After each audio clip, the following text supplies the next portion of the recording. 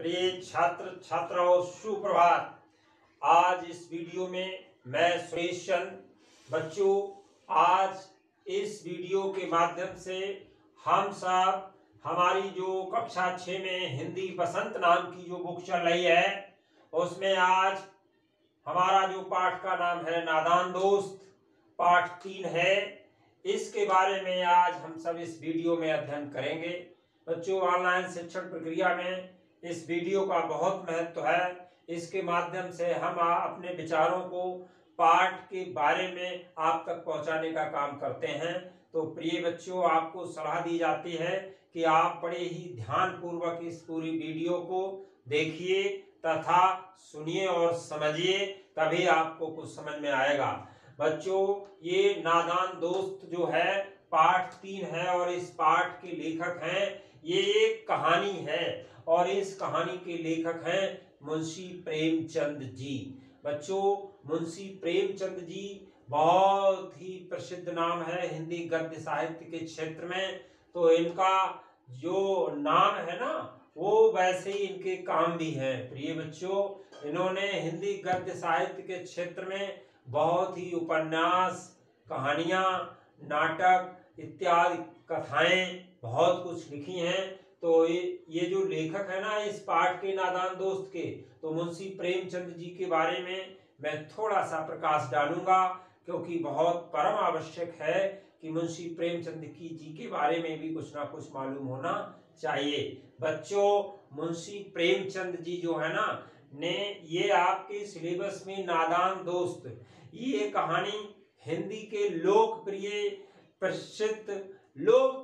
प्रसिद्ध लेखक मुंशी प्रेमचंद जी द्वारा ये रचित है। मुंशी प्रेमचंद जी ने इस कहानी की रचना की है। बच्चों, इनका जन्म 31 जुलाई 1880 को हुआ था। ये हिंदी और उर्दू के महानतम भारतीय लेखकों में से एक थे। इनका मूल नाम धनपत राय श्रीवास्तव था। इन्हें नवाब राय और मुंशी प्रेमचंद के नाम से भी जाना जाता है।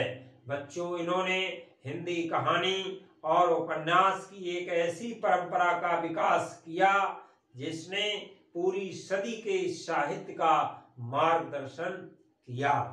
ऐसे थे हमारे ये मुंशी प्रेमचंद जी, जिन्होंने आपके सिलेबस में ये नादान दोस्त एक कहानी लिखी है।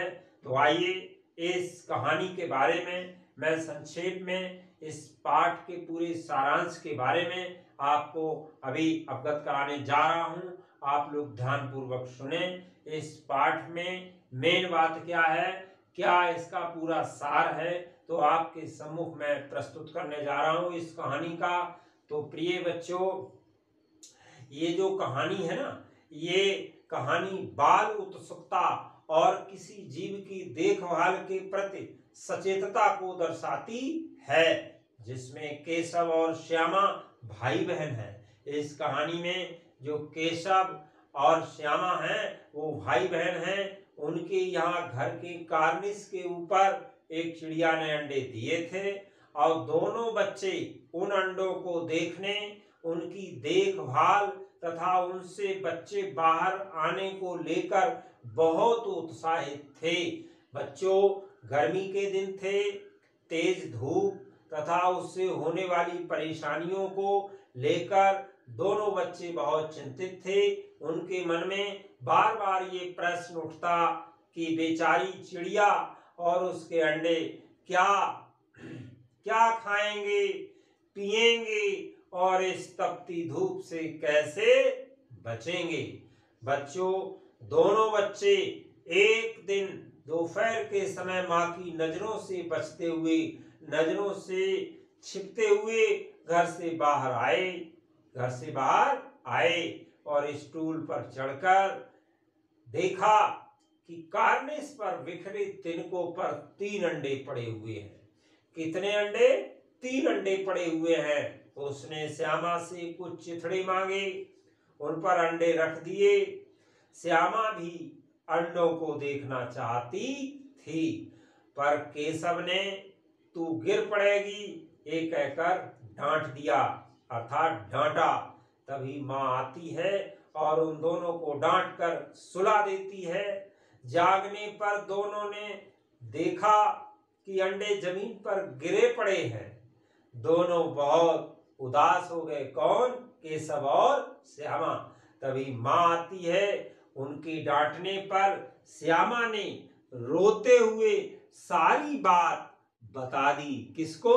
माँ ने केशव को डांटा, पर केशव ने भोलेपन से कहा कि मैं तो उन्हें बचाने की कोशिश कर रहा था। इस पर माँ मुस्कुरा उठी।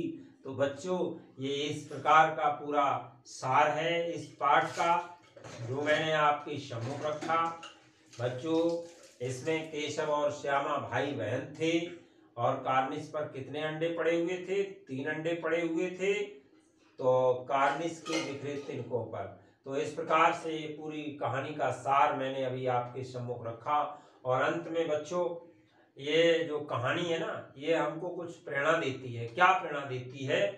बच्चों, ये कहानी मार्मिकता के साथ साथ व्यक्ति के उस स्वभाव की ओर भी संकेत करती है जहां वो बिना सोचे समझे और अनुभवहीनता के कारण किए गए अपने कार्य में सफल नहीं हो पाता।